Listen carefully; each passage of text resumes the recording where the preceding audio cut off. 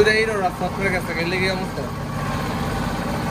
এক হলো আপনার হলো ক্লাস দেখুন ক্লাস ধরবেন ওই সময় দেখবেন একটা বাড়ির একটা আওয়াজ কমে যায় আমার সাথে আওয়াজটা বেড়ে জায়গা এটা হলো এইটা আর একটা হলো আপনার হলো যে সেন্সর সমস্যা হয়েছে মানে সবটা মারতে হবে আর কিছু না আর কোনো কাম নেই এই দুইটাই আছে আর কোনো কাম নেই মেরে দেবো